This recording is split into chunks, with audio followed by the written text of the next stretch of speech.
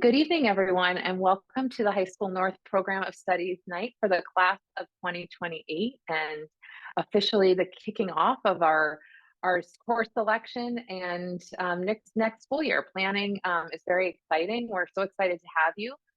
This morning, I talked to all of your children at community middle school, and I was surprised at how many more people today in today's audience of eighth graders said that they were going to be the first person in their family of their siblings to go to high school. So it sounds like, or it looked this morning like we have a lot of you out there in the audience tonight who are first-time high school parents, and we're really excited to have you. We have a lot of people here for you to meet virtually tonight. And I'd just like to remind you that this is only the start of the process, and we'll be with you for the next several months. And before you know it, we will be talking to each other again at freshman orientation. So without further ado, my name is Jessica Smedley. I am the Director of School Counseling for West Windsor-Plainsboro. Excited to be here. This is my 16th time as a director going through course selection and scheduling, but my first time here in West Windsor-Plainsboro. I came to the district in early October. So excited to be here and walk through this process with all of you. And we have the counselors from High School North with us tonight, and all of our content area supervisors who are going to talk to you about a lot of the exciting opportunities, process, and procedure. So for housekeeping purposes, we do have the Q&A going. I encourage you to listen as we're going along, because we will have questions answered. I think a lot of the questions that came in and during last night's program were eventually answered, and so it's we will not be answering unless it's something very minor. We won't really be answering while everyone's talking. We'll do a question and answer, frequently asked questions with the counselors at the end. I will also be taking a look at the Q&A as the supervisors are talking. If there's any content specific questions that I think would be helpful to answer for the whole group, we'll do those at the end or after the presentation is over, but you can put things in there. And we are recording this for this evening, and this will be posted on the district website under the program of studies, which is within the counseling department section. We'll also eventually, I think it's probably going to take a couple days, but I would say by the beginning of next week, we will also have this posted on the district's YouTube channel. Additionally, you are welcome to take notes tonight if you want to, but there is absolutely no pressure to do so. Our entire presentation with all of the attachments and the links that are in the presentation will be available on the website tomorrow. So you can download that and keep your own copy. But certainly if you're a note taker, you are welcome to do that. Okay, so we'll get started here.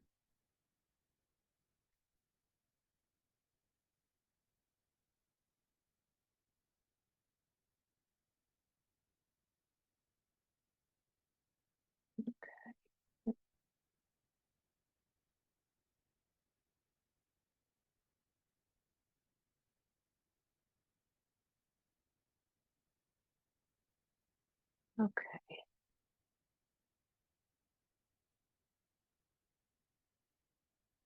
All right, so tonight we are going to be talking about a variety of things. So get ready, we are going to share a lot of information. Again, this won't be the last time that you hear any of this information. So if you miss something, don't get nervous. We're happy to go over things with you again as many times as we need to. So we're going to talk about the transition in general to high school, our course requirements, ninth grade course choices, looking at electives. We'll go over some of those elective opportunities that are available for ninth graders, talk a little bit about our extracurricular offerings, and then some tips for success in high school.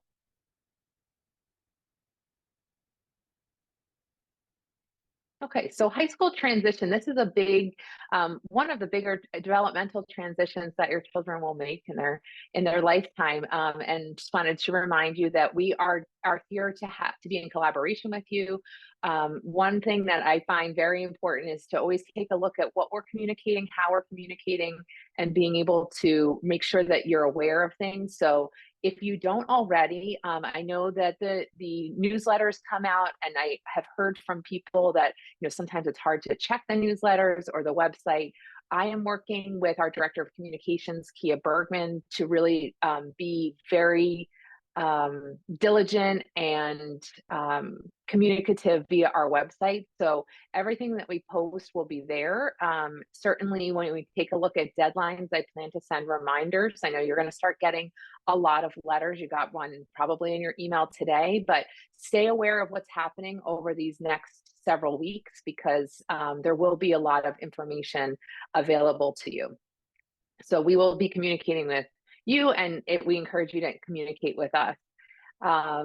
And as we think about and we go through the planning tonight and through the next few weeks, and you have these conversations at home with your children about what they're looking to do next year, I want to think about the balance of all these different things: academic, social, emotional, what's happening, and keep in mind that they still need to be members of your family, and have some people have family responsibilities that need to factor into this as well.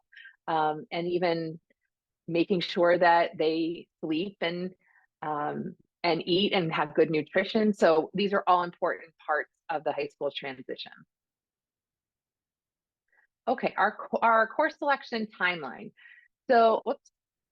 Oh, now I'm going backwards. Okay, our course selection timeline. So obviously we're here tonight having our program of studies. I mentioned I was at the middle school this morning speaking to everyone, and with a modified timeline and a modified presentation, much shorter than what we are doing tonight. That presentation contains a lot of the same information. What we do with the students is I do an opening, and then they actually get an opportunity to spend some time with their high school counselor, get to meet them and ask some questions. It's a great time to debunk any rumors that maybe they've heard, or get some encouraging tips for success and what to do through this time. So if you haven't had a chance to talk to your teenager yet, you can certainly ask them about this morning when you talk to them later.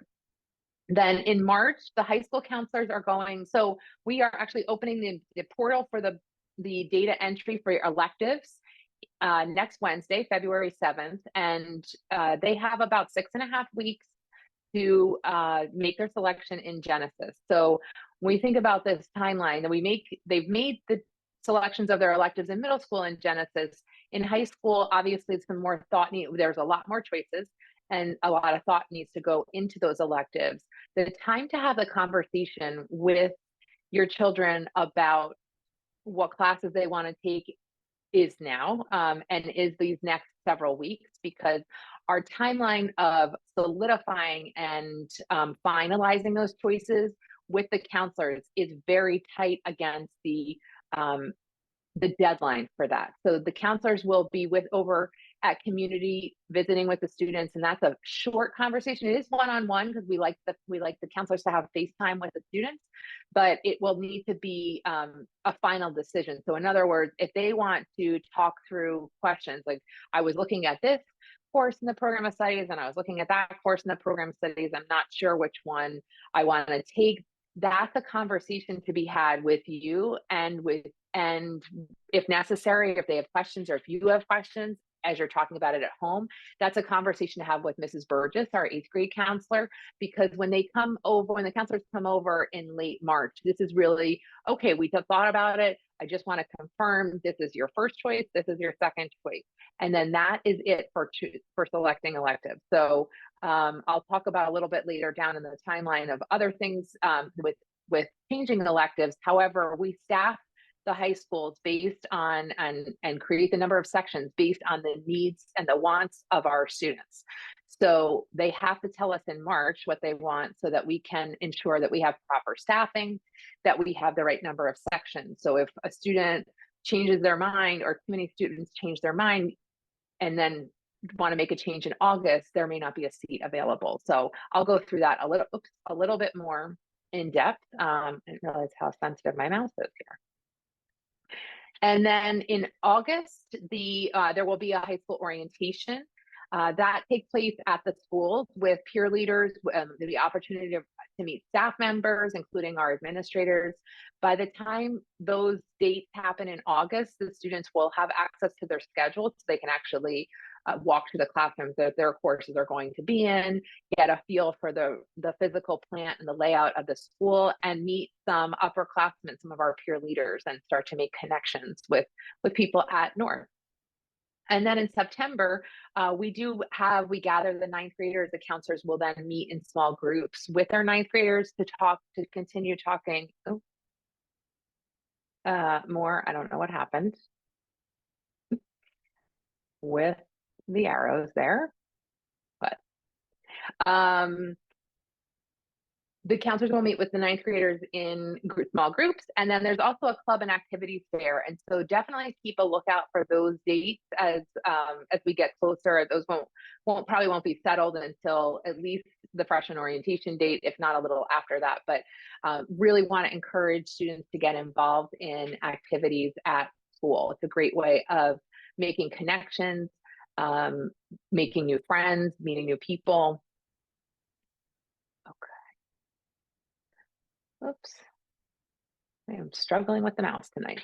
Okay, so we'll go through the graduation requirements, and you see on this screen that these are our minimum graduation requirements by subject area. So total needed for high school graduation is 120 credits, and that is 120 credits minimum. Many of our students graduate with more than that, but they certainly can have a lot of choice in what they take. So the only courses or the only departments that need to take a course every year are English or language arts and health and phys ed.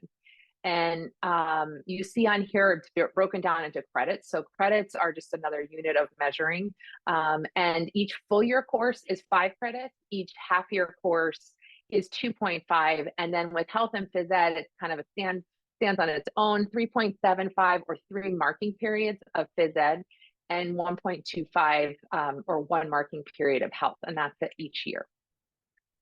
We have 3-year requirement in math, science, and social studies. For math, although it is a 3-year requirement, almost all of our students, or the vast majority of them, do decide to take 4 years of math. It's common. It's also recommended for most students who are looking for post-secondary for college. Science, and those are lab sciences. So 15 credits, again, another area where many students decide to take a 4th year based on their interest. We have a lot of exciting offerings there. Social studies is also 15 credits. That includes 1 year of world language, which will be taken next year, and 2 years of American studies. We have the standalone requirement of 2.5 credits or 1 semester of financial literacy. Talked about health and phys ed, and then visual and performing arts, 5 credits or 1 year. I do like to draw attention to this one, that you can certainly take more of this. A lot of our students who are involved in our music programs, dance, theater, those things, are certainly end up taking more, and they have room in their schedule to do that. 10 credits in world languages, and that's 10 credits of the same world language. And then 21st century life and career. So these are, talk more about it later, but those are our business classes and things that fit into that career readiness.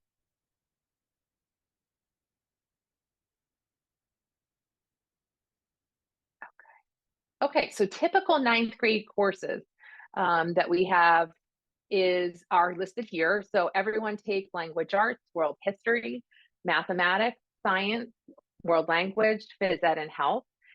Everyone has lunch, everyone has a study hall, and they choose their elective. So you can see there really is only one slot or one period during the day that students have choice. And again, when we ask them to put their choices in the portal, we do ask for 2, because unfortunately we're not always, sometimes there's a conflict, we're not always able to fit them into their first choice, but we can get them into their first or second choice.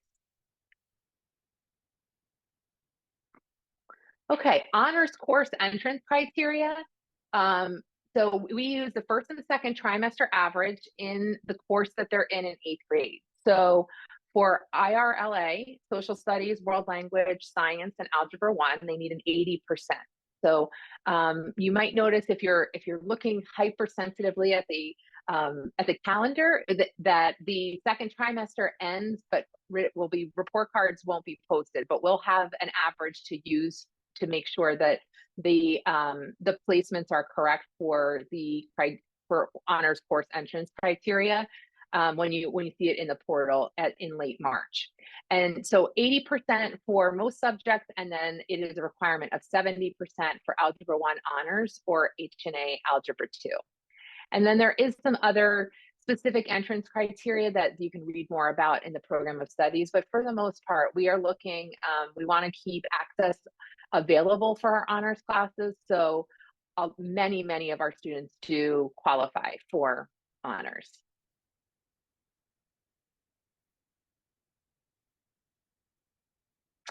If there is a time or a subject that the student is not found eligible because their average is below 80 in those subjects or below 70 in the appropriate ones, there is a review process for that.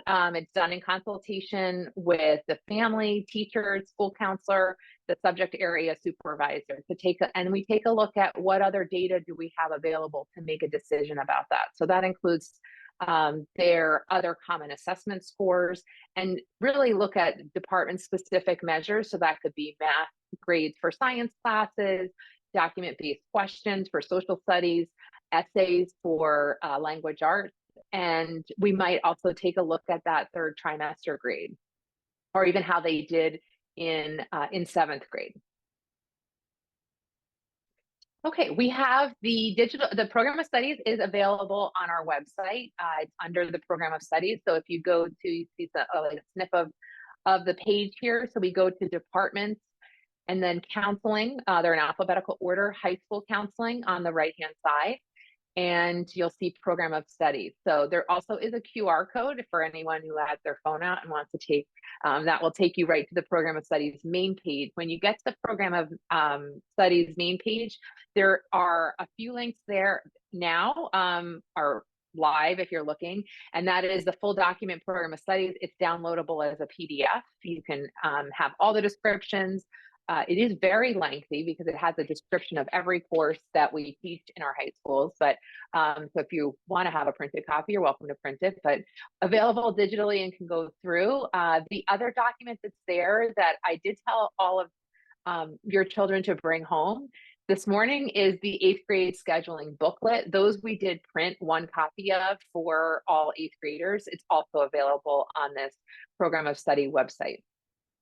By the beginning of next week, I'll work with Kia Bergman tomorrow to get all of the other documents, including tonight's slideshow, the slideshow that your children saw, which I just would like to pause and give a shout out if you want to see, or and even if your child has any interest in broadcasting or in TV, the TV production students made really awesome videos to hype the kids up about high school, and they are embedded in the presentation for students. So I encourage you to take a look at them. The students work really hard, and I think they were really well received. So the student and the entire student presentation is there. Like I said, it's short. Everything that's in there is here also in this one, except for the videos. And we also plan to have a folder of other documents, so copies of things that go out to you, like the letter from Dr. Warren, anything else that you need to know. Option 2, which I'll get to in a little bit, is in its own section separate from the program of studies, but there will be several links there. Okay, so course request process. So beginning next Wednesday, February 7th, I believe we are opening it in the afternoon after school at 3 o'clock. We want us to, you can certainly go in on February 7th. There is not a rush to do this because it's not first come, first serve. So at least not from the portal. So we do, when we end up putting students in classes, if it's a grades 9 through 12 eligibility, there is a priority given to upperclassmen who may need a course for graduation, but it doesn't, doing your requests or putting them in the portal on February 7th isn't any different than putting them in the portal on March 1st. I just, again, want to draw your attention to, once you make your choices or once the counselors come and confirm the choices with the students in late March, that is the final choice. So you don't want what we're trying to prevent is your child coming home from school on March 20th and saying, "Oh, I met with the high school counselor today and I changed my mind and did something else." Now, if they do that and they have your permission, great. But if something happens and that occurs, you want to check that with Mrs. Burgess, and she can help facilitate that change. But there's only a 2-day window to do that, because after March 22nd, there are no changes until that drop add period in August. So conversations first. Data entry should be really easy. And we do rely on families to do that. Sit down. It should not take longer than 5 minutes to do. With your child, it is done through the parent portal. And again, if you have questions, please reach out to Mrs. Burgess. And then course eligibility review. And I talked about if the student does not meet the criteria for honors, but is still interested, that will be available. That information on the process for that will be available on our website by April 1st. Okay, course change process. This is really important. This is an important slide because and we just want to highlight like the opportunity to change elective courses and levels is August 1st to the 15th. So students will have the opportunity to see what courses they chose in March. I do recommend that you write down, and when that choice is finalized in March, write that down, take the scheduling booklet out and highlight it, something so that, because sometimes there's a lot of time and space, a lot of activities that happen between March and August, but and I am working on having a viewable list of courses that they selected to be available in August, so they can see it. But it's really just in August should be a confirmation. If something significant has changed, just know that if we don't have room in this course, we can't make the change. So if they want to go from art to financial literacy and there's no seats left in financial literacy, we can't make that change. So that is very important to keep in mind. Okay, level changes. So we have the multi-level classes, college prep and honors. And so knowing that and knowing we are making a pretty significant change, that level changes in those across the board for the students in grades 10 through 12 will not be able to make a level change after school, after that August 15th deadline. Knowing that high school is an adjustment to ninth grade, students may start to be concerned about what level they're in, either up or down. So there is going to be an opportunity for students to do level changes in ninth grade only in the multi-level classes, and that deadline for ninth grade only is October 15th. Level changes are something that we take into that we have all of our stakeholders, including you, to be involved in, to take a look at. Sometimes we get there's an assessment the second week of school and there's a panic, like I can't do it, I have to drop down to CP, I can't do this, too hard. And when we actually talk to the teacher and the department supervisor and the counselor, it's really just that where you're in an adjustment period, or the rigor's not quite what you're used to, or maybe you need to study differently, or some other factor that we can sort of look at. Let's not maybe jump the gun yet. And so that's why we build those conversations in. And we have a limit of 1 level change per subject per year. So you can't flip back and forth between CP and honors, but more than once. Okay, so with that, I am going to pass it over to Ms. Preveling, who's going to talk about our language arts classes.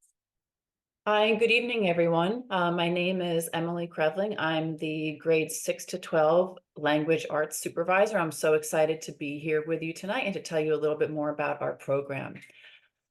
So our high school language arts sequence really continues that rigorous work from 8th grade, when we're thinking about all of those reading, writing, speaking, and listening skills that are vital for all of our students to have by the time they graduate high school. Our program really aims to inspire students to think critically about the world around them and their role in it.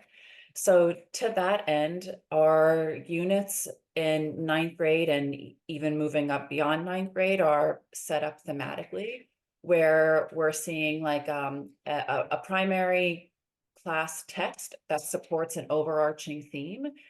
And then we have some auxiliary texts that are supporting that theme. So for example, everybody would have maybe the same class novel that they're reading, but then we're supplementing that novel with some short stories, some poems, some nonfiction articles, some multimedia. So thinking about artwork, documentaries, films, things like that.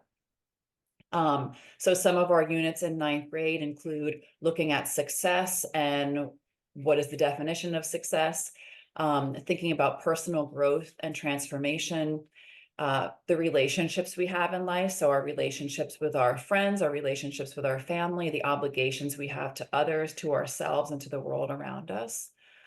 And so within those units where students are exploring those ideas in writing, we also have students going through the writing process and refining their writing skills through pieces like literary analyses, argument writing, and synthesis. And so at the high school level, we do see more of a focus on that kind of writing, so analytical, argumentative, synthesis writing. But there are still opportunities for students to bring in creative writing and narrative pieces, and also thinking about informational writing. As just like students do in the middle school, they do continue with the MAP testing. So that MAP testing continues through the ninth grade.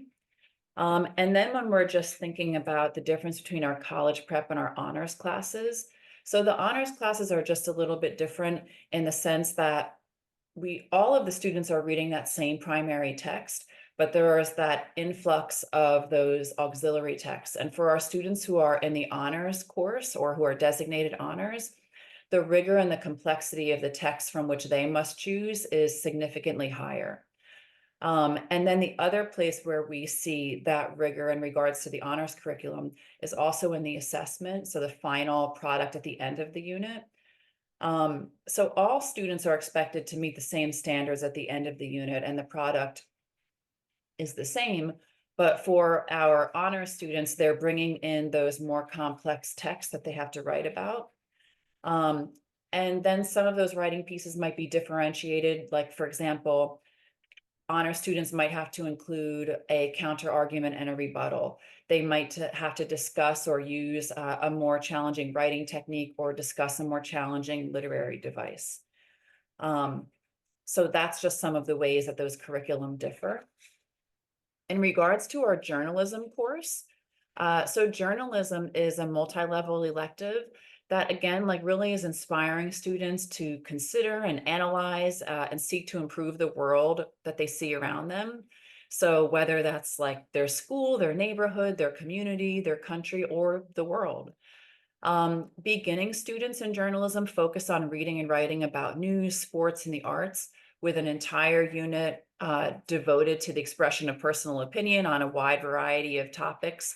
So including, but not limited to, like maybe popular TV shows, the effects of climate change, grading and attendance policies, how the Philadelphia Eagles are playing. And then when we get to that intermediate and advanced place, students kind of hone their reporting and writing skills while also producing a website in class and contributing to the school newspaper. We also have an editorial board for the nightly news. So some of the students in our journalism classes contribute to that, but there is also an option to kind of pursue that in an extracurricular manner through our journalism club, which is after school.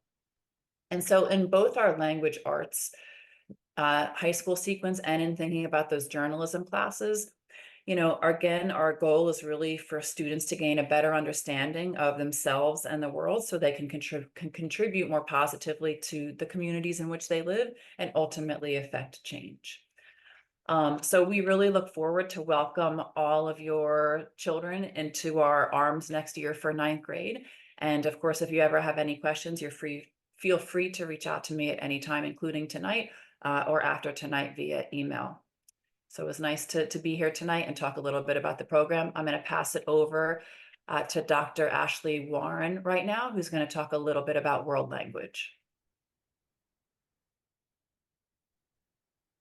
Hi, folks. My name is Ashley Warren, and I am the very proud supervisor of our World Language Program. Thanks so much for joining us tonight.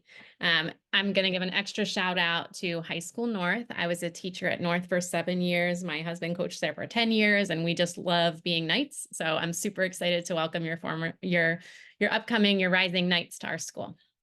So let's talk about world language. So where some of the other subjects might say, like, we offer world history and world history honors, or LA1 and LA1 honors, and it's this nice choice for world language, there's lots of choices. So I know that it can feel a little overwhelming. So before I dive in, I just want to put a plug out there that I'm really happy to get on the phone with you or to answer any emails that you might have about the proper place for your child. We want to make sure that they're in a class where they have an adequate amount of support and appropriate amount of challenge so that they can have success in a world language. As Ms. Smedley shared, 2 years, 10 credits of world language is required. And we're excited to offer 4 language choices. We offer French, Chinese, German, and Spanish. If your child at CMS had 3 years of a language, they're entitled to go into, or they're eligible to go into French 2 college prep, Chinese 2 college prep, German 2 college prep, or Spanish 3 college prep, or Spanish 3 honors. Now, some students are new to CMS or came to CMS somewhere within those 3 years. They didn't start in 6th grade. So if your child had less than 2 years of a language, particularly Spanish in middle school, or they demonstrate a need to review the beginning principles of Spanish or to firm up their foundation in Spanish, we do recommend talking to your counselor about Spanish 2. It's a nice sequence, Spanish 2 and Spanish 3 over the 2 years, the 10 credits required of a world language at the high school. So that is an option for Spanish students that need to review the beginning principles of Spanish or have had less than those 3 years of middle school Spanish.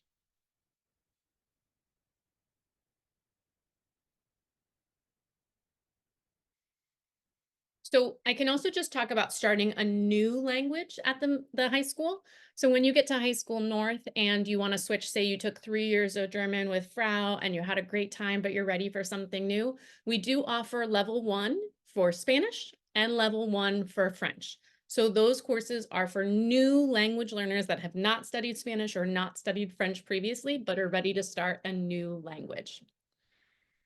Students who wish to switch to a language in which they have prior proficiency and have not taken that language in middle school. So this is a tricky one. So I just want to give a little clarity of, say, for instance, your family speaks Chinese at home, or you studied Chinese in a local Chinese school all throughout the last couple of years, but you've never taken Chinese at community middle school. It is now your time. If you'd like to take Chinese at High School North, you can take a placement test and we can put you in the appropriate proficiency level course. So again, if you took the class in middle school, you're not able to take a placement test.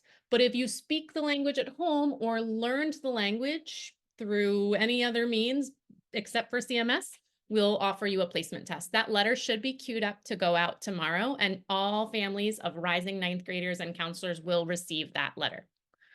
Finally, the last thing I'd like to add is that we do have a course called Spanish Communication and Culture, which is highly portfolio based. It's designed with a high level of support for students that need an additional instructor and a lot of support in their Spanish world language class. And so that class is an option. If you think you're eligible for that class or you'd like to learn more about that class, you can speak to your child's counselor or to a member of the child study team or to myself. So again, we're really excited to welcome you to our World Language Program. We're really proud of our program. Gracias, merci, danke y sheshe. Going to pass it over to Dr. Steck. Is that right, Dr. Steck? Thank you, Dr. Warren. Hello, everyone. It's a pleasure to be here to talk with you about science tonight and your course selection. High school is a very exciting time for kids, exciting time for parents, especially if you're a first parent, a first high school parent. It's a wonderful time in your child's life, but these are 4 very fleeting years. So for your science selection, it's very important that we have a chance to talk about what this could look like for your child. For 9th grade, all the students take either one level of biology or the other, honors or CP, in the multi-level course setting. Rigorous instruction is provided for all students. The primary difference with honors, as you can read yourself in the caption on the slide, is that we do ask for a deeper depth of thinking, a deeper depth of synthesis and analysis and construction of responses, and also more sophisticated selection, as Ms. Krevling indicated, in resources that are provided for your child as they experience the course proper. Our science courses are designed to spiral a set of skills, and that's the first graphic you see on the left side of that slide, where we ultimately arrive on a more global understanding of how science is done as a process of analyzing and interpreting data, or constructing explanations, obtaining, evaluating, communicating information, but most importantly, using the science content, the core ideas, biology, chemistry, physics, for example, to construct an understanding of the world around them and learn the instrumentation and processes of science to do so. As your child progresses through high school, it's very important that we have conversations with your school counselor together in conversations with me. And I'm always available for a phone call or an email about what best is the courses that your child should be taking based on their passion, based on what they want to study. For example, if your child is considering a career in civil, chemical, or electrical engineering, the course selections would be very, very important to support that child's learning and growth. BC Calculus, Advanced Topics in Physics Honors, a level of chemistry, absolutely, should be part of what we consider. Colleges do not want to see a wide spread of science classes. They want to see targeted, passionate, logical science courses designed to prepare your child, for life out beyond high school. So it's very, very important that we consider, what does your child want to study most? We have a very robust program of studies that include many electives, including AP, as well as honors, as well as STEM-based electives. Our genetics class, our human anatomy and physiology class are designed for those students who are pre-med, pre-vet, pre-dent, who are really engaging and are interested in the latest technologies applied in science, for example. So as your child moves through these courses, they moves through their years in high school, we'll work with you and partner with you to make sure that they maximize their potential and be the best that they can be as they plan for very often a career in science. Most of our students, as Ms. Smedley said, take 4 years of high school science. That's required for any college major in STEM and engineering and science. And I will be happy to talk with you about what your best course options would be. Next slide, please.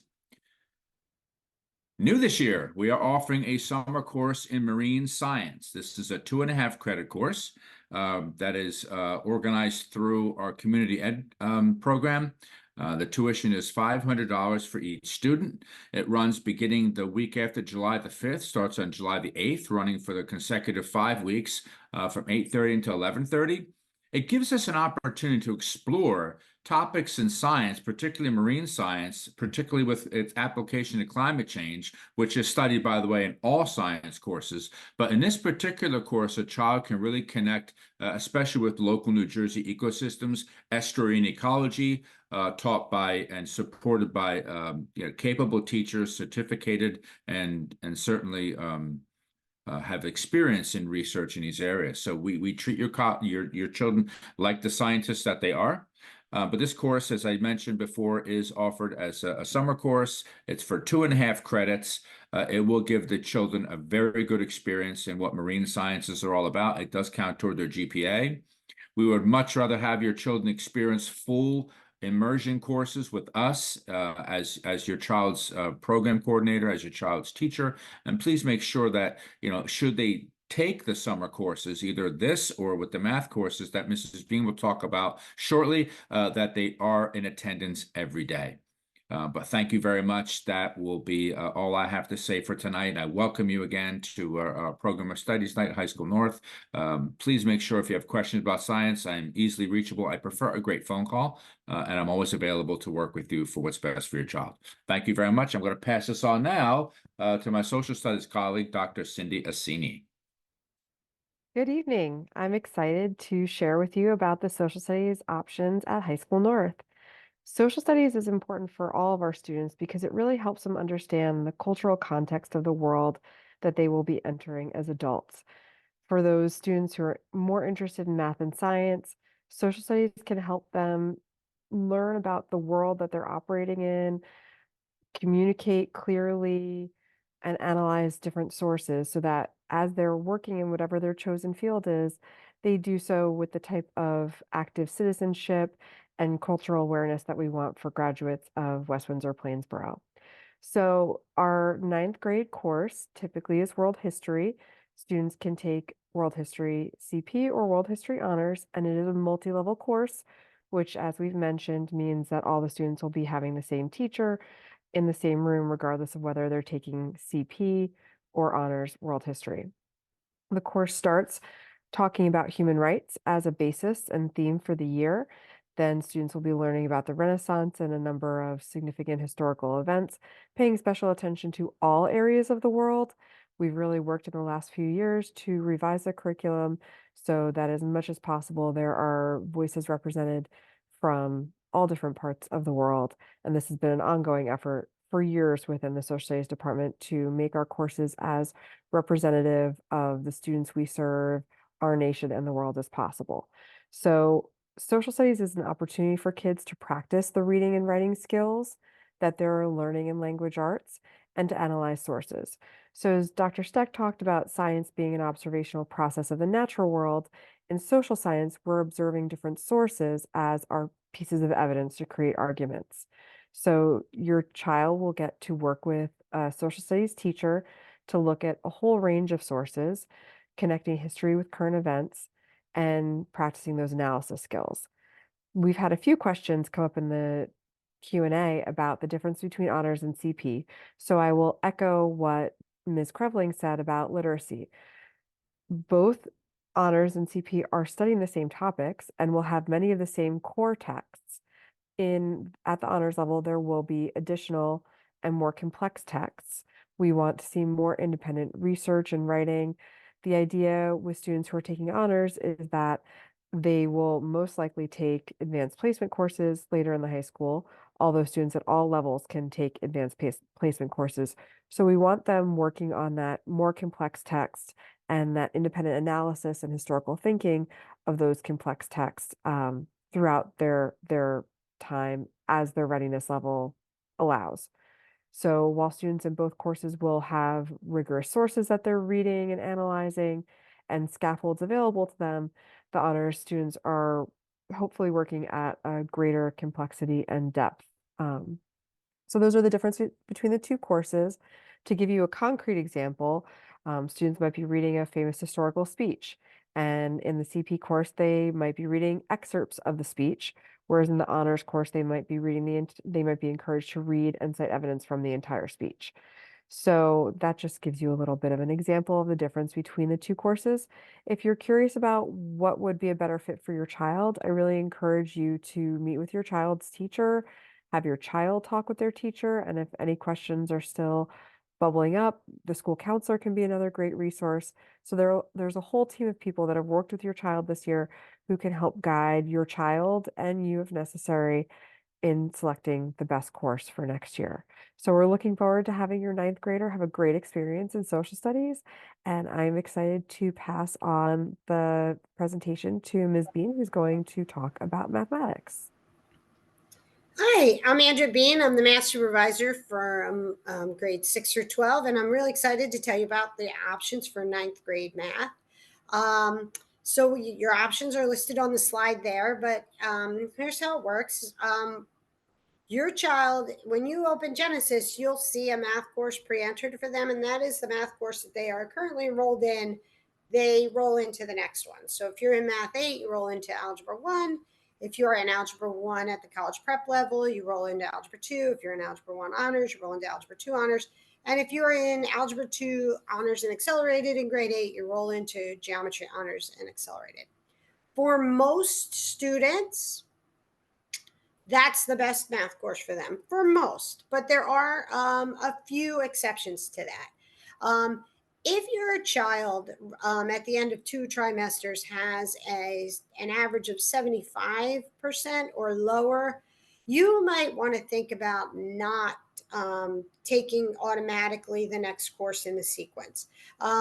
For starters, our grading profile changes from middle school to high school. In middle school, we give the kids a lot more points and percentage for practice and progress, but in high school that changes a little and there's an adjustment period. So their grades aren't always the same level that you're used to in middle school. So that 75 can super easily change to like a 69 or whatever. So you want to be real careful with that. But more importantly than grades is their learning, right? Because fluency in algebra is the number one indicator of success in higher level math. It's why the SAT is mostly algebra now. It's 2/3 algebra.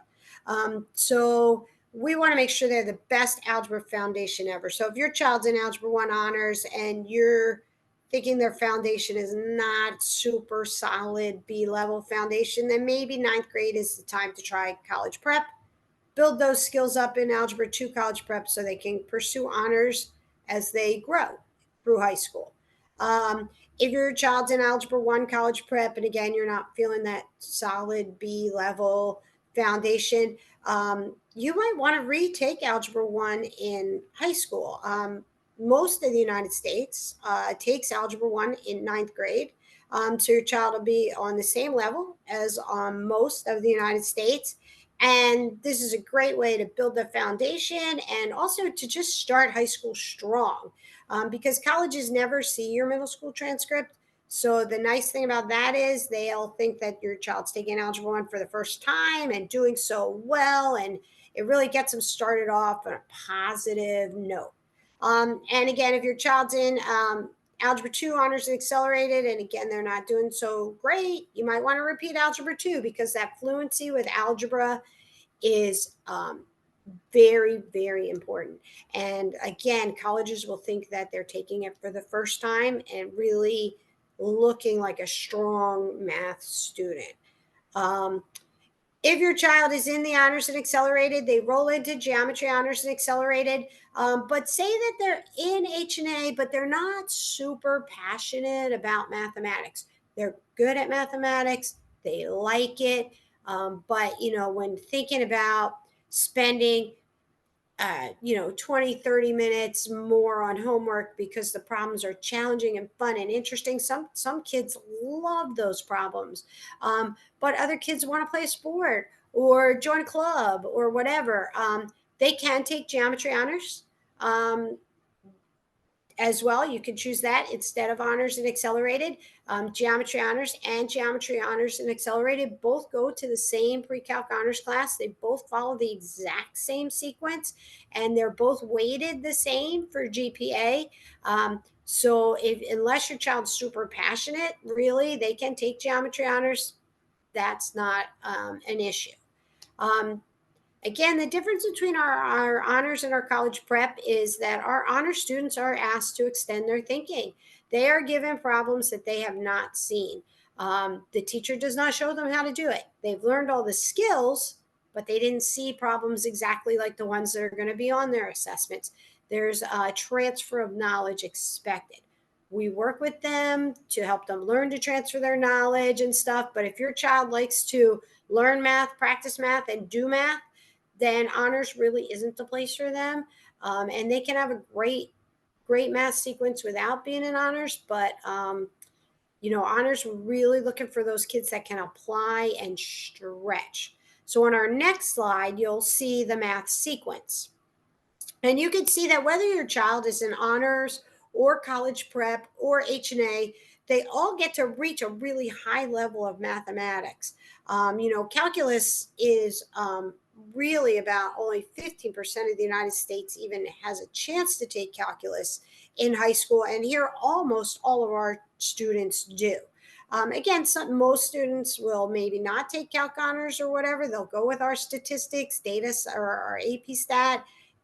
Science is a growing field. It's the number one actually growing field in the United States right now. There's such a call for people that can collect and analyze data.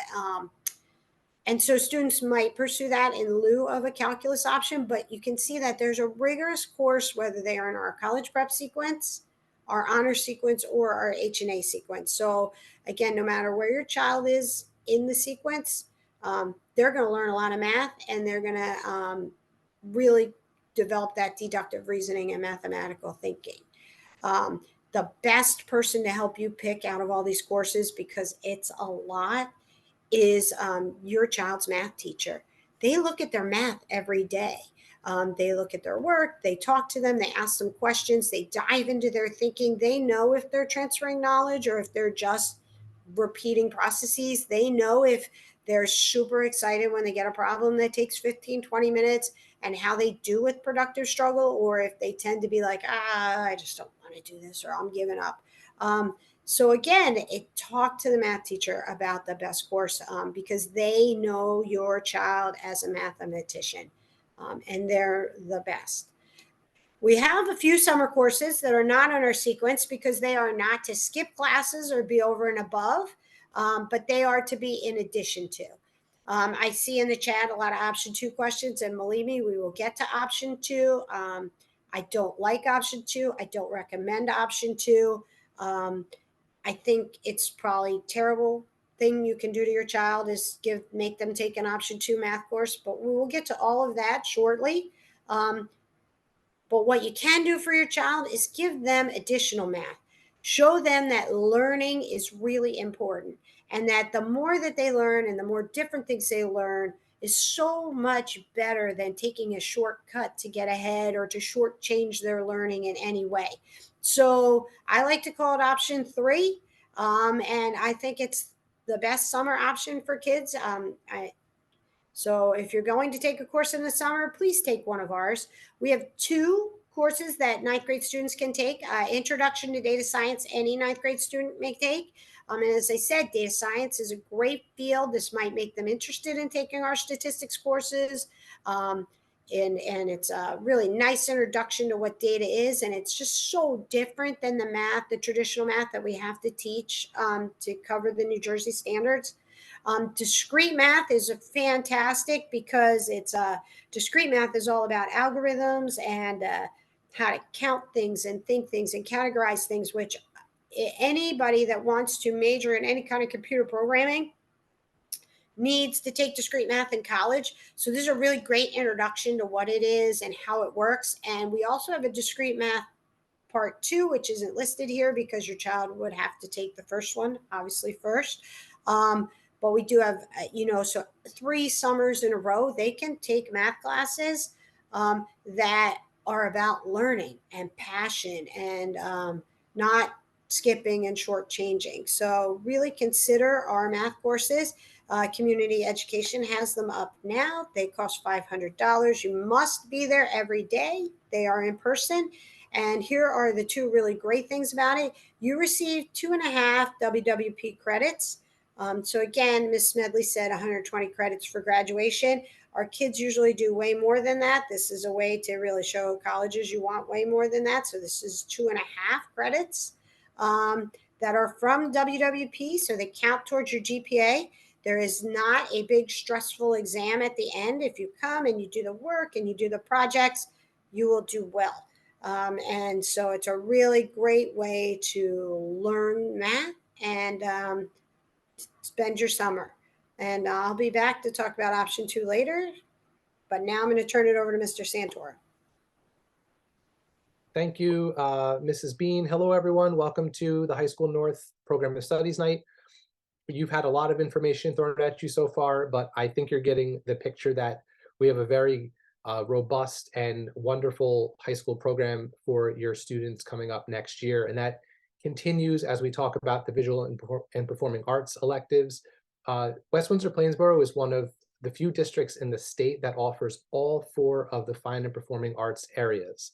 It's not common to have a high school that has all 4 of these, but we are lucky to have them all here in WWP.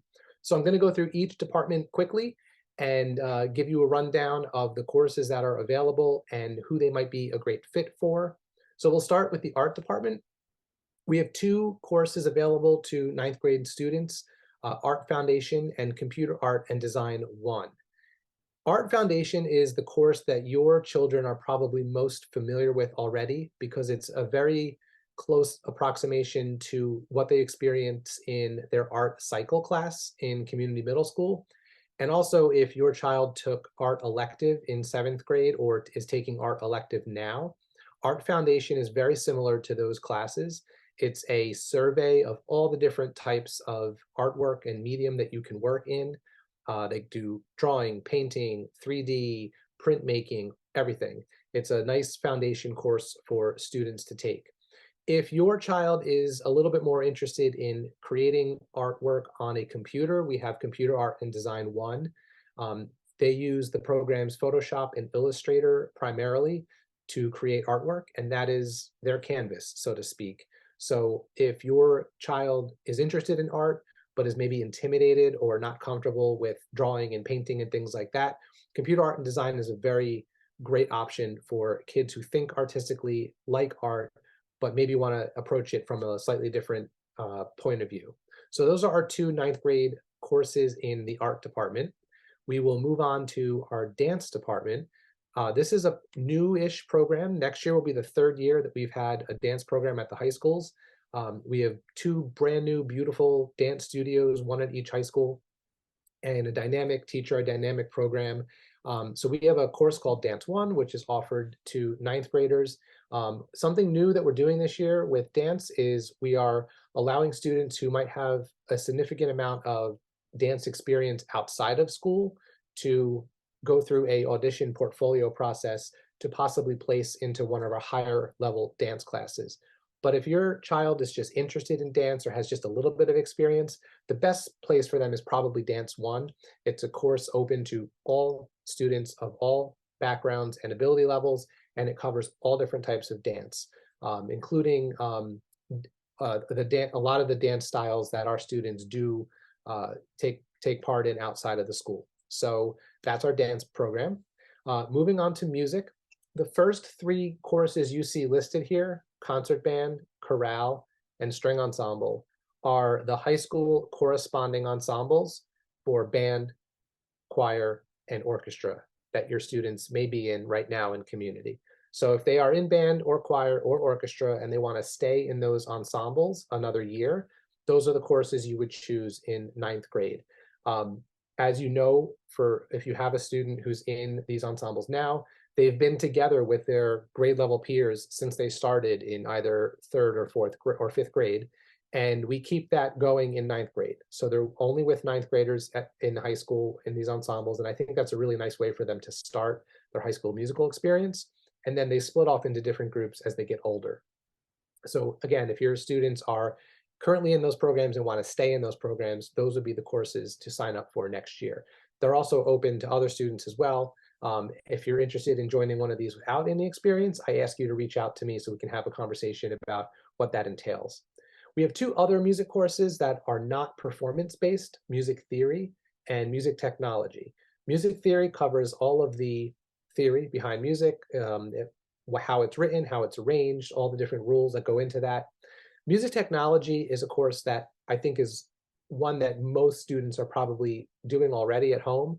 If your child plays with GarageBand on a Mac computer or likes to make their own music on a computer using any other software, music technology is the perfect course for them. It's heavily focused on creativity and composition, but it uses the computer and computer programs to make the music instead of physical instruments like you would in our ensemble programs. So those are the options for music, and we will round things out with our theater program. So we have a course for 9th graders called Theater Arts 1. This is a great course for any student who is taking performing arts in middle school, or if they've done the middle school play or the middle school musical, or does any community theater, any plays, any musicals anywhere. This is the perfect high school course to get their high school theater program experience going. It's open to students who have no experience as well. We have found that it's a great opportunity for students who are maybe a little bit uncomfortable speaking in front of, in public places or up in front of people. This is a great way to learn some skills to get better at that as well. So those are our offerings for 9th grade in the visual and performing arts. Last thing I want to say is that it is just as you've heard earlier that there's many years of courses available in the other departments. That's also the case in our departments. And many students do stay in our visual and performing arts programs all 4 years of high school. that's absolutely doable. And it's something that if your student is interested in doing, they should talk to their counselor about. And lastly, if you have any questions about anything I went over tonight, please don't hesitate to reach out to me via email, and I'd be happy to get in touch with you and have a conversation. So again, thank you for being here, and I will turn it back over to Mrs. Smedley to talk about our next content area. Okay, so Dr. Ray was unable to be with us tonight, so I'm just going to cover his information on the 21st century life and career options. So you'll see on the screen here, we have a lot of different options. There is a QR code here. I would encourage you, if not now, if you don't have your phone available, or you can take down this website, or just take a look and link it from when the presentation's available. But there is a whole Google site where further descriptions, videos, engagement with the students who are in the classes. It's kind of a really neat Google site that he made to sort of go over all these topics. But anything that is in the slide that you see here does meet the requirement for the 21st century life and career. So computer science is very, very popular. Engineering, family and consumer science, high interest. Business courses, and media, including the TV production and broadcasting that I mentioned before, who had done the video. So Dr. Ray has lots of information for you, so I encourage you to take a look at that. And I am going to pass it back to Mr. Cooper, who's going to talk about English language learning program. Actually, can I ask you to advance to AVID? Oh, sure. Here we go. Yeah. So thanks for jumping on tonight. My name's Carl Cooper. I want to talk to you a little bit about our AVID program. It's a really exciting program for our students. It's a program that's going to develop college preparation skills for students. We provide some mentoring and in-school academic support. Throughout the AVID program, students are going to develop organizational skills, writing strategies, and over the course of the 4 years of the AVID program, we're going to take students on college campus visits. We're going to help them work on their college admission materials. We're going to help them see their opportunities for where they can go for college and for career. And so could you advance it one more, please? AVID is a 4-year program. Students would take part in the AVID course in lieu of a study hall. And they would have a cohort of students that would travel from 9th grade to 10th grade to 11th grade to 12th grade together. And so there's a great opportunity to develop a community. And they travel with their teacher and the AVID guidance counselor. It's a great program. And so as we think through who we would want to see in AVID courses, it's a class for students who have some strong academic potential. They are often getting B's or C's in middle school. They have a good attendance records, and they might actually fall within one of the following criteria. They could be a member in a group that's generally underrepresented in college. Perhaps they're going to be the first generation in the family to attend college. The family may qualify for free and reduced lunch, come from a low income background. I mean, there might be some other circumstances that would often hinder a student's ability to seek college attendance without some support. So if you have any questions about that, please reach out to me. And my name is Carl Cooper. You can email me and we can provide more information. You also have a QR code there. You can grab that and you can find out more about our program. Thank you very much.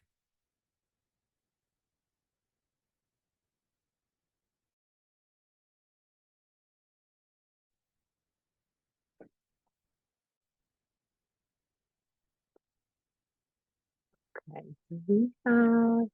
Hi, good evening. Oh, there we go. Am I on? Sorry. You're Good on. evening. Go My ahead. name is Jeff Riley. Thank you.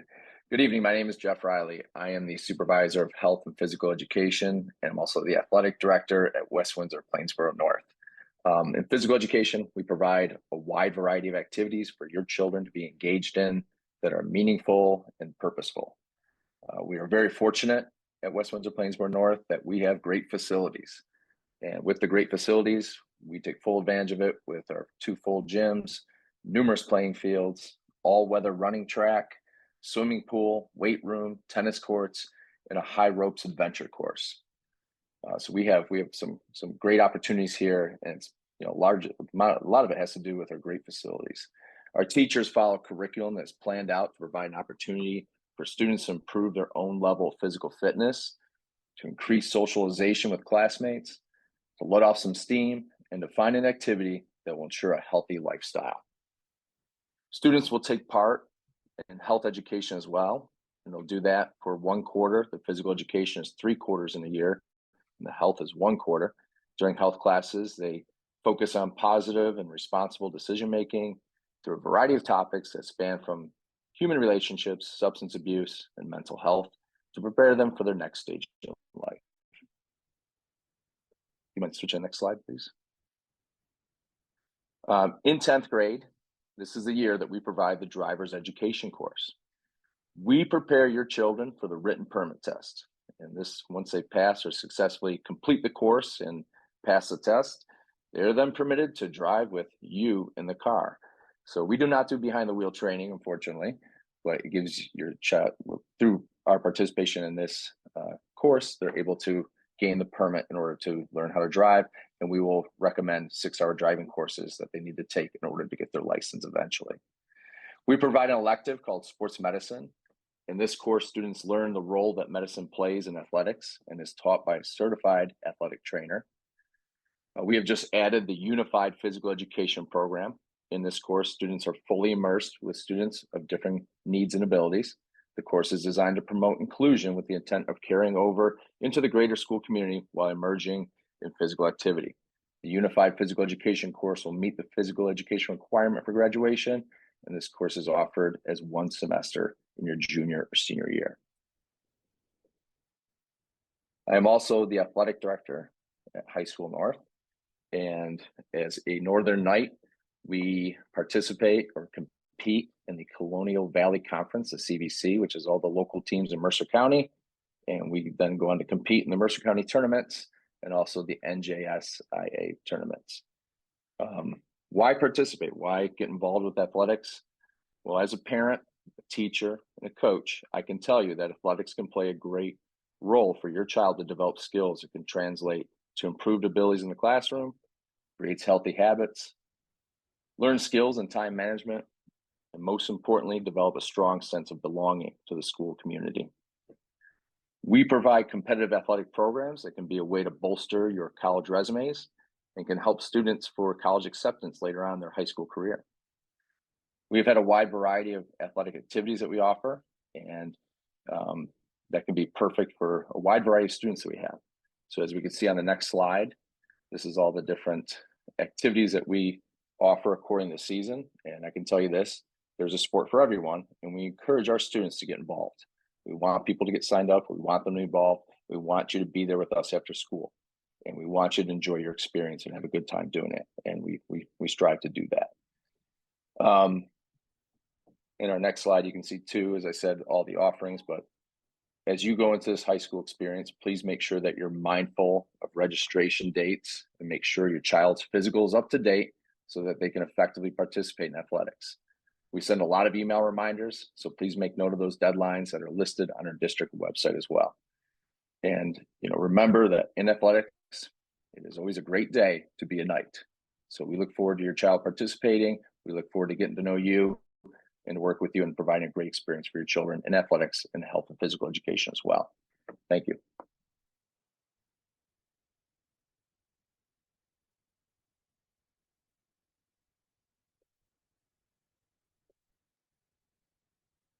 Okay, Ms. Bean, you're up with option 2.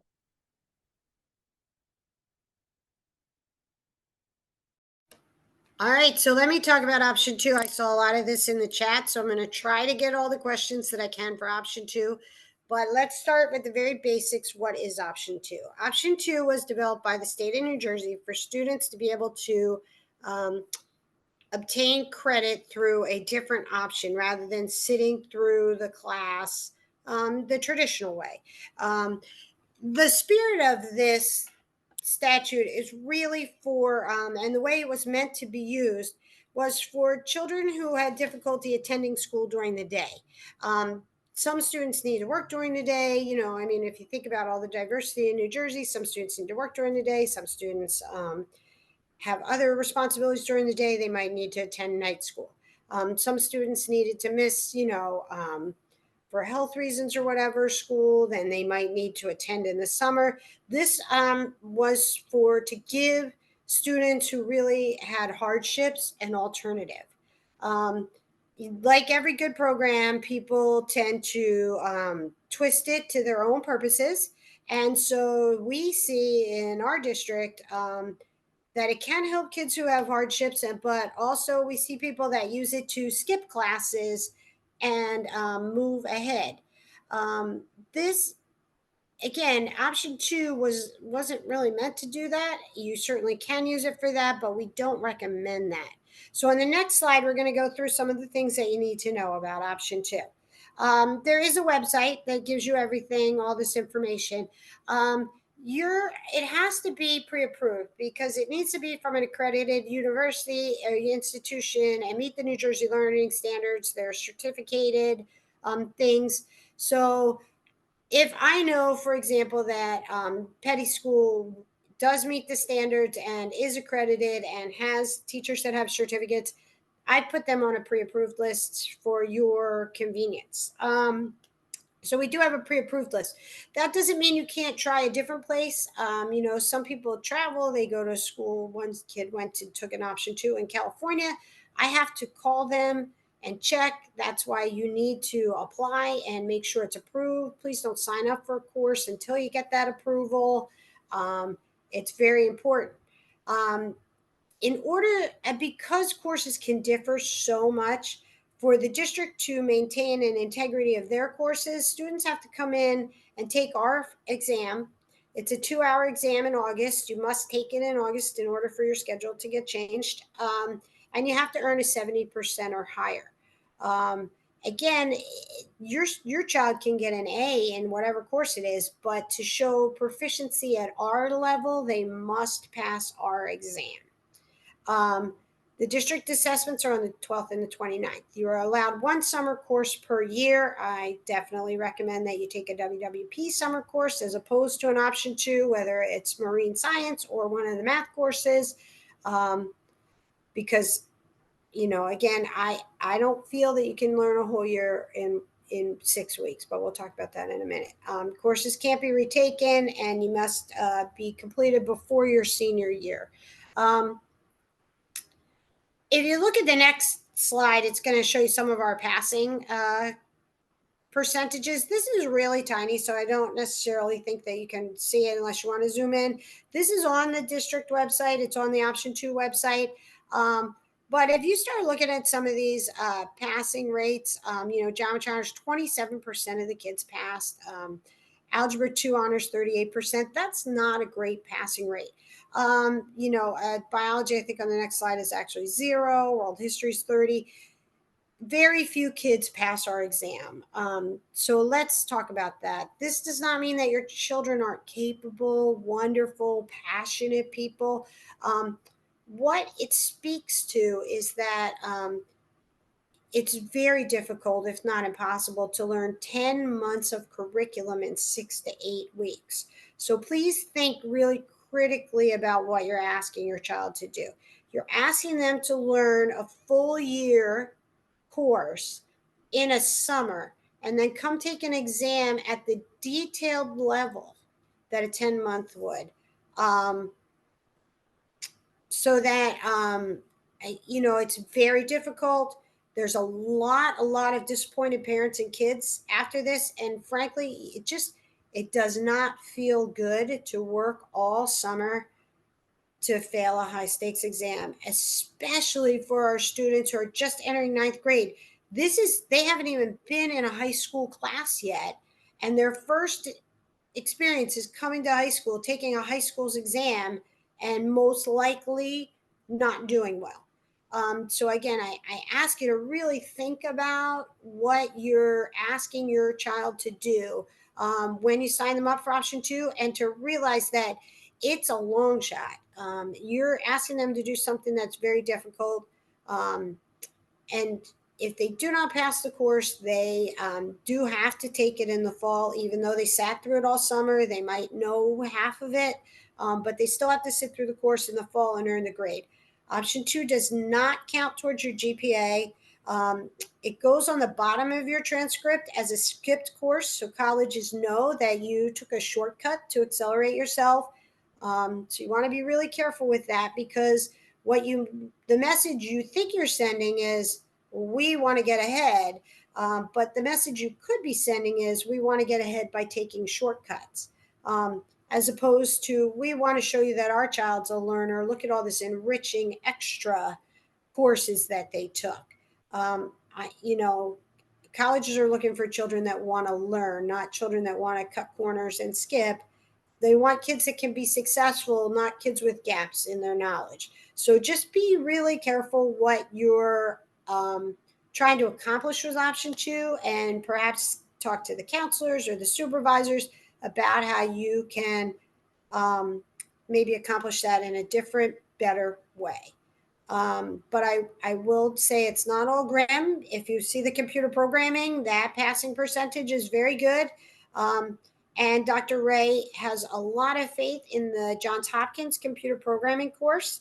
You have to take 2 of them, and you have to start it in March. So you got to start it soon so that you can finish both courses in time for the exam. But those courses, if you want to take more than one advanced placement computer programming course, you should take the intro to computer programming now between 8th and 9th grade. You should take both the Johns Hopkins courses to get ready for our exam. So you want to email Dr. Ray about that, or talk to the counselors. That's the only option 2 that we have found to really be beneficial. So again, I want you to consider that when thinking about option 2. Thanks. Okay, great. Thank you. I am going to stop screen sharing so that we can get everybody back on the screen. See everyone's faces again. Well, we've made it to the frequently asked question portion of the evening, and I was taking some notes on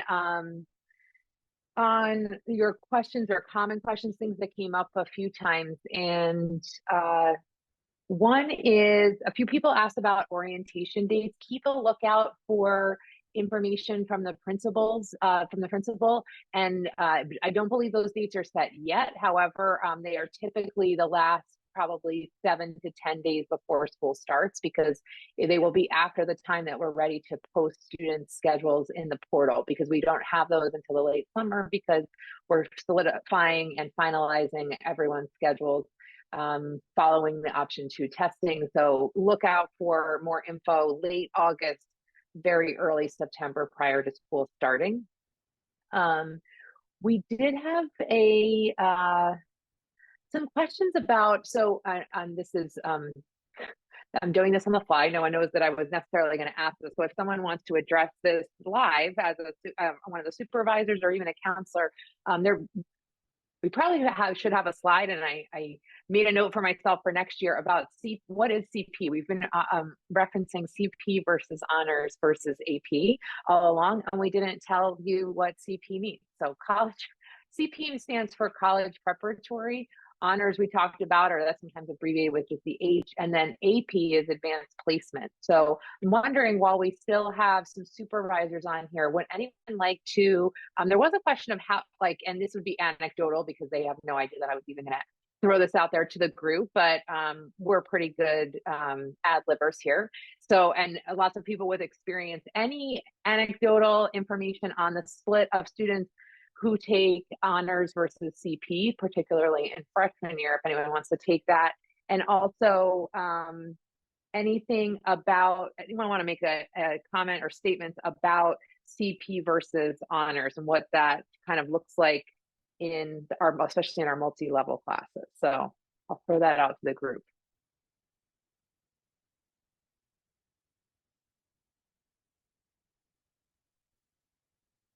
I can start for social studies. So Great. I touched on this briefly. The vast majority of our students do qualify to take honors social studies, and many do. We do have students who take CP, and in the multi-level format, it's great because if after a month they think they're ready to have some more challenge, their teacher can talk to them about it, they can talk to their teachers about it, and they can switch without having any change in their schedule. So again, the multi-level course just means that the honors and CP students are in the same room at the same time, and the work that the teachers give them is different based on their readiness level. So um, I don't have the exact percentages at hand, but I will say that over half of our students do take honors as ninth graders. I can say that with confidence. And I think that the teachers do a great job of preparing students um, for whatever level they're in ninth grade, they can take a different level in 10th grade.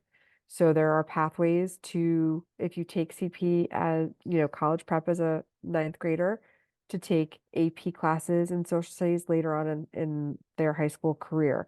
So the teachers are really trying to meet the students where they are and help prepare them either to do college level work in high school or to be ready to do college level work when they graduate high school. And so the college level work is the AP classes that you hear stands for advanced placement. And that just means, I've answered this in the chat, I think at least twice. So it is a question that's popped up a few times. The advanced placement or AP that you hear us referring to is preparing students to take an exam offered by the College Board that some universities will award credit for.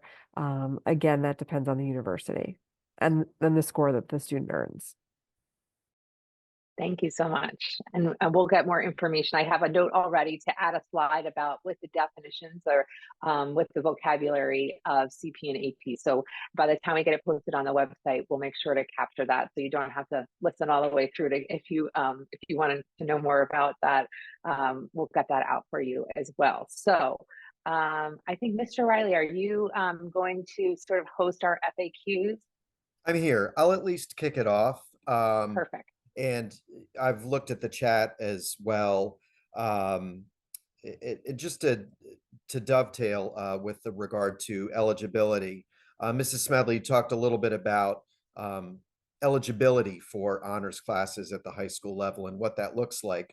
We set a very low bar for eligibility when it comes to taking honors from the middle school. So students who earn an 80% or above in the first 2 trimesters at CMS, an 80% average, are eligible to take honors in the requisite course at the high school level.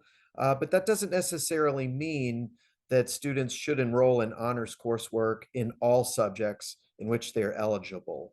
We would really like to, as Dr. Steck mentioned, have the students accelerate in areas where they are passionate.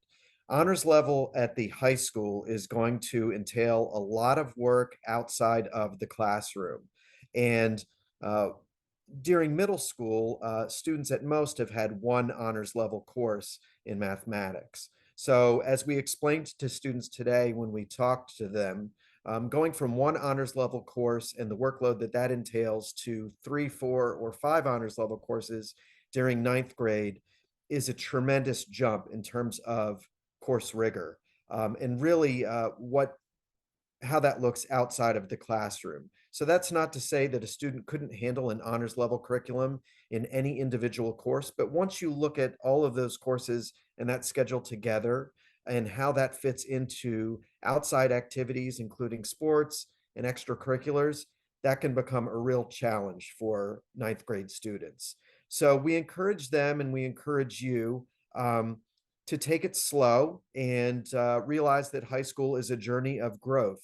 And they might start off with 1 or 2 honors courses during 9th grade, and that schedule might become increasingly more rigorous as they move through high school. So focus, if they're going to look at honors level work, focus on courses and areas of interest as they start out.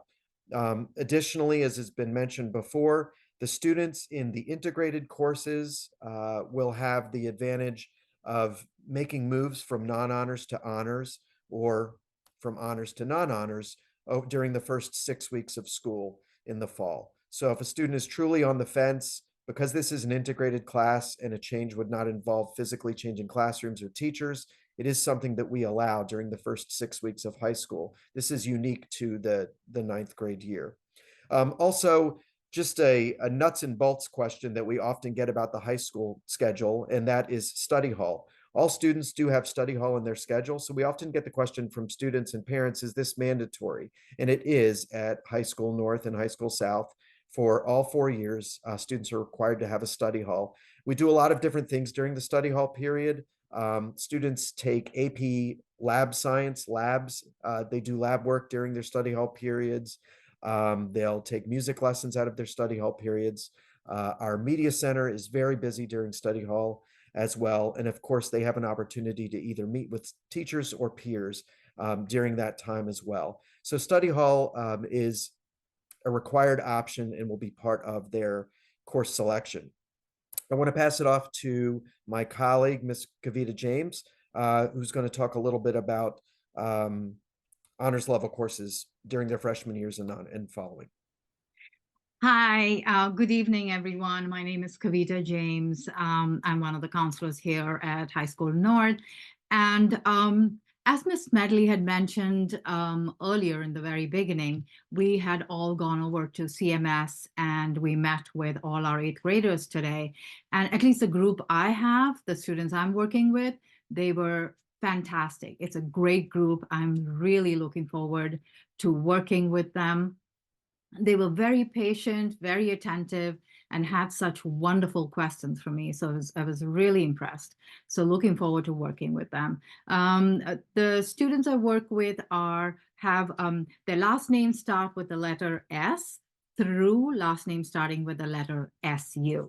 Now, believe it or not, the question I got was, if a student does not take honors level courses in 9th grade, can they take honors courses later? And I know we've talked so much about this, but this is coming to you from a little bit from a counselor point of view. And the answer to that, as you figured out already, is absolutely yes. But just some things to think about as you are considering your final set of classes for 9th grade. Even if a student is eligible for an honors level class, they don't really have to take it. Please keep that in mind. Dealing with transition is another thing to think about. So for some students, that becomes a little challenging. For others, it may be a little easier. So transition is usually a big thing for some students. Also, many supervisors talked about, the high expectations they have. If you're in an honors level course, you almost like hit the road running, as they say. There's a lot of independent work involved, analytical thinking, higher workload, more assessments, and so on and so forth. But just in case, after thinking about all that, if you still feel you're going to take 1 or 2 honors courses, then think about the eligibility requirements for each of those courses. And also, just remember that there may be a couple courses that don't really have an honors level.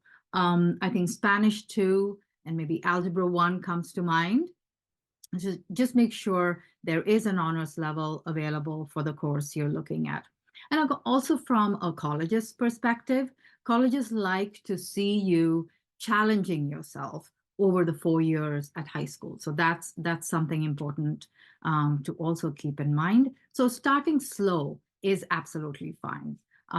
No problem. Starting slow and then going up into higher level honors and AP courses is fine as well. So I now hand it over to Mr. Mute. Oh, I'm going to just jump in. So we have our supervisor. I'm going to let our supervisors go. The counselors are going to take it from here with questions. So thank you very much to our supervisors, and their contact information is on the website. If you have any specific questions for them, you can certainly reach out, and then we'll get back to Mr. Muth with questions. But thank you, supervisors. Thank you so much. I'm Melissa Demuth. I'm one of the counselors at North. And as Ms. James said, we were over at the middle school today. It was really wonderful to get to meet with the students. I was very pleased to be able to spend some time with them and share a lot of the information that we shared here tonight. I'm going to just talk briefly about electives. Sometimes questions come up if all electives are available to the students. We have a lot of electives available to the ninth graders. There are even more electives that'll be available to them once they take certain prerequisites. So not every elective, if you look at the entirety of the program of studies, would be available to the ninth graders, but there certainly are a lot of electives that are available. If you look at the packet that came home with the students today, all of the ninth grade electives are in there. There's certainly a lot for them to choose from. And what we encourage them to do is to really pick their top two, as Ms. Smedley said, before they come back for scheduling or as they're inputting those scheduling courses in. Occasionally there are conflicts. Usually they do get their first choice, but we want to be prepared. And so what we encourage the students to do is really think about areas of interest they have, things they might want to explore. And so they do have different types of requirements to fulfill in the elective categories, and we, the counselors, work with them to do that. We work to help them pick their choices of art, a career elective, and a financial literacy elective over their time 4 years in the high school, but really encouraging them their first year to think about taking a course of something they're interested in. If they do want to pursue a higher level, it'd be nice to take the course as a ninth grader so they fill that prerequisite course, and then they could go on and take more advanced courses. So that's something I discussed with the students today as well. Really a nice opportunity for them to kind of investigate some different areas and explore some possible interests for them. So again, looking forward to working with them, and thank you for joining us tonight. I'm going to turn over to Mrs. Riley, who will take one of the next questions. Thank you, Mrs. Demuth. My name is Teresa Riley, and it was a pleasure meeting your kids today. Like Mrs. James said, they were quiet. They had a million questions, and they really listened to each other as they asked questions, and they listened to not just myself, but the peer leaders that I had with me today, answering those questions and bringing the perspective of a high school North student to our meeting today. So it was a lot of fun. It's nice to get over there and do something different. So I just want to address, as you guys are going through and having your conversations at home with your eighth graders regarding your course selections for next year, just want you to keep in mind some really important dates. I know they've been said a couple times. We went over them today with the kids, but just want to make sure you guys understand just kind of the scheduling timeline. The portal in Genesis will open for you to put requests in this coming week. So that's exciting. You can get in there and you can put in your students' electives and some of the classes that they're thinking about. We will be over there on March 21st. We will meet we'll meet individually with each of our students. We'll talk through what they have in Genesis, answer any last minute questions. And then it is a quick turnaround. By March 22nd, we're going to be finalizing those selections. The master schedule needs to be built. We need to have sections created. We need to know how many students are taking each class so that we can work through, setting up the student schedules so that they're ready to go for them in August. So by March 22nd this year, the course selections are going to be finalized. We will have a 2-week window that will open August 1st to August 15th. There will be a form available for students to submit if they would like to make a request.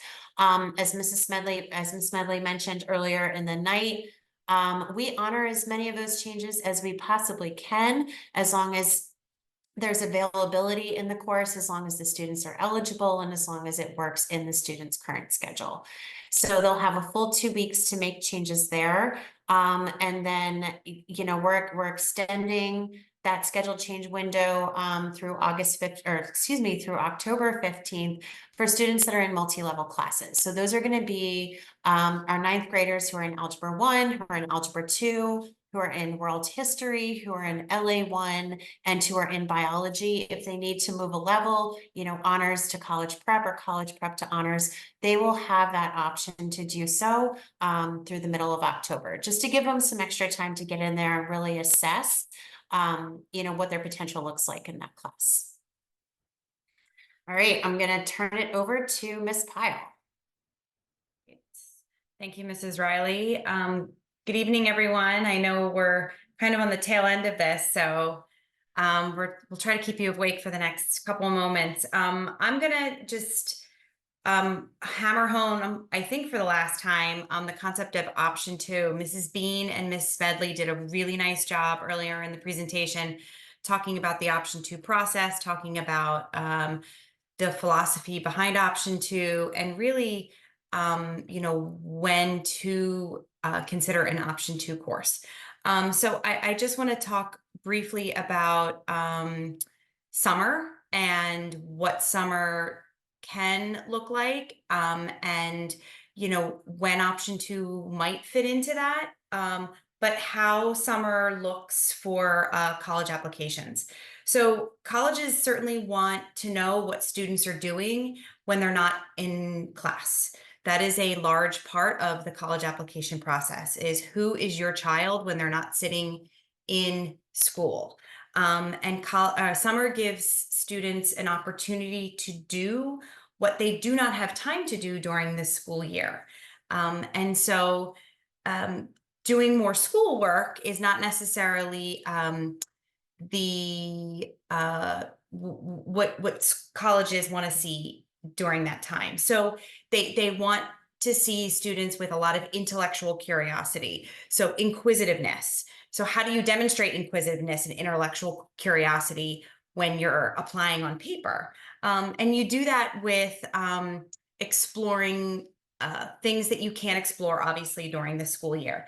And that might be academic, which is certainly encouraged. It might be through one of the community ed math courses that were talked about earlier in the evening, through the marine science course. Again, all things that students are not offered or able to do during the school year.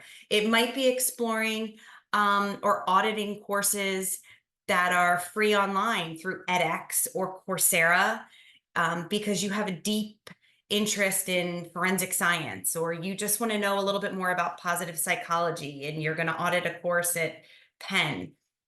Those are the kinds of things that might be interesting for a student to do that they just don't have time to do during the school year. So summer does give that opportunity to do that. Option 2 can be beneficial if there are, if your child does have a conflicting interest, and does have a situation in which they just feel like they have a course that they really want to take that we don't offer, and they do want to have that course on their transcript and they want to explore that. That might be a great opportunity to explore something through option 2. Otherwise, I think all of the information was really very clearly outlined earlier in the evening. And, we really encourage and work with your students to explore their hobbies, to explore job opportunities over the summer, to explore opportunities to volunteer over the summer, and to share. They're such talented young people, to be able to find ways to share those talents with their community during the summer months. And with that, I'm going to turn it over to, I'm not sure. Oh, wait, I'm sorry. It's not. It's me. Who is going? Oh, I'm sorry. Ms. Gadowski. Hi. I was looking at the wrong page. All good. My name is Chelsea Gadowski. I'm one of the counselors here at North. Like Ms. Pyle said, my question has also been answered several times in the chat, and it is about volunteering. Is volunteering necessary to graduate? No, but that doesn't mean if your child enjoys volunteering, if they have an area of interest that involves volunteering, that they shouldn't be getting involved in that process. At North, we have plenty of opportunities. We have, I believe, over 60 clubs, which a bunch of them are service-based. And if your child has an interest in that area, that isn't represented in one of the clubs that already exists, there is an avenue for them to create a club of their own that in their area of interest. So how would students know about these clubs with these volunteer opportunities if that is something your child is passionate about? We do have the list posted on the North website that is available under clubs, and activities. It's a direct link to a spreadsheet with the contact information for when your student gets here. We also have a club fair in September. It is hosted during lunch. Students are highly encouraged to participate. There are plenty of opportunities to get involved, many of which do include volunteering, but that is not necessarily a graduation requirement for your student. And with that, I'll wrap up quickly and toss this over to Ms. Narang.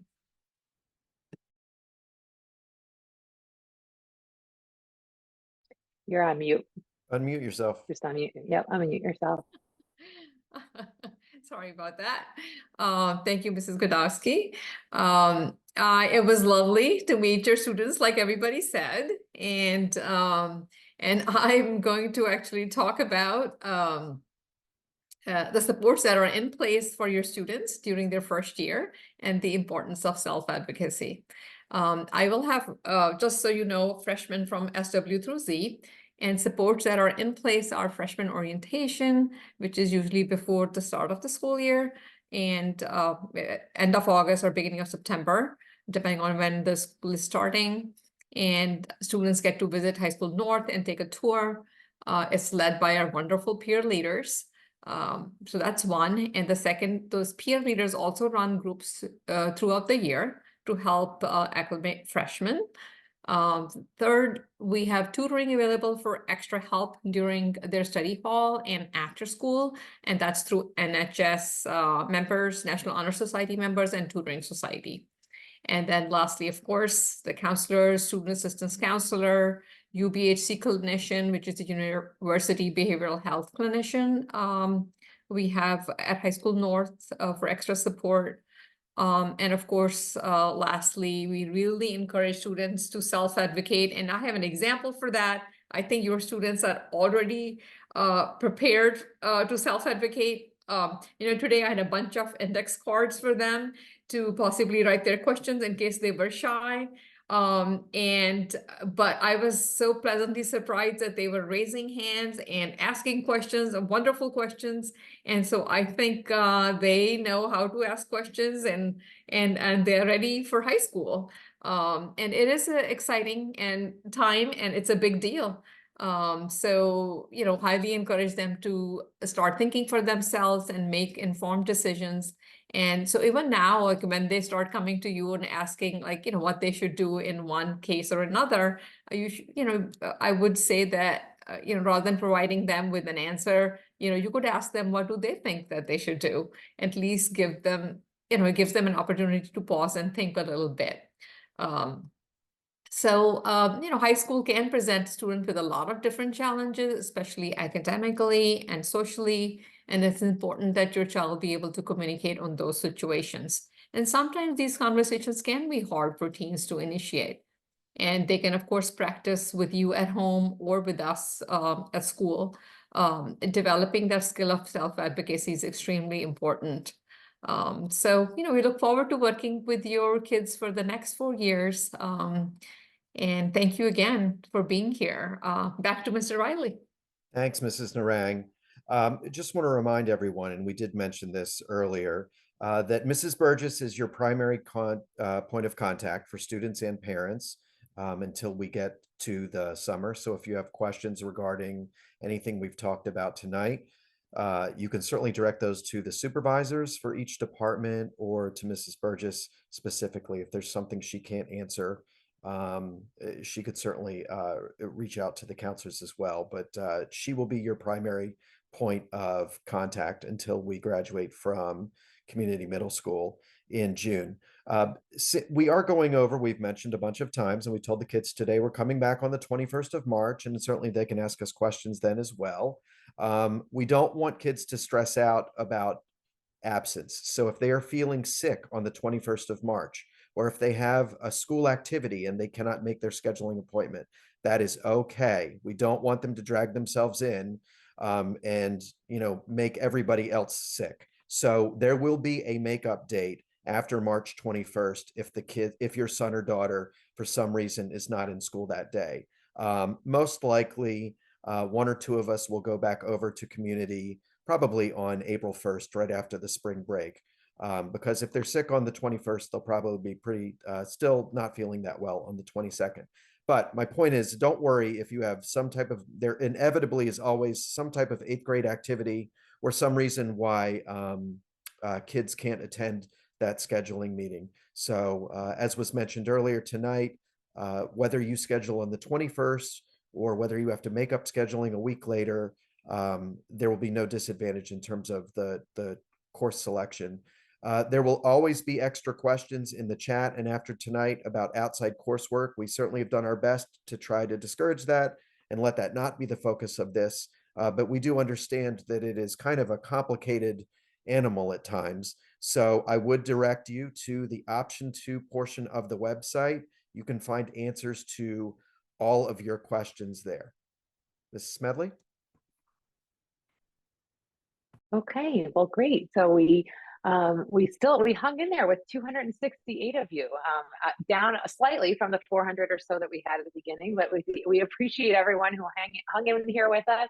And again, just a reminder, I think it's worth repeating if you weren't able to be on it right at the beginning, but our information from tonight, including the recording of our webinar, the presentation or the slide deck that we share with you tonight, and also the slide deck that we shared with the students this morning. They're very similar. This one for the nighttime is just a lot longer. They will be posted in the Program of Studies section, and as well as the scheduling booklet and also the Program of Studies itself. So all available. So thank you very much for coming tonight, and we look forward to the process with you. Strap in. It's going to be an exciting next 4 years, and it starts tonight. So congratulations on getting this far, and we look forward to continued partnerships with you. With that, we'll have a great, wish you all a good night and stay safe out there. Good night, everybody.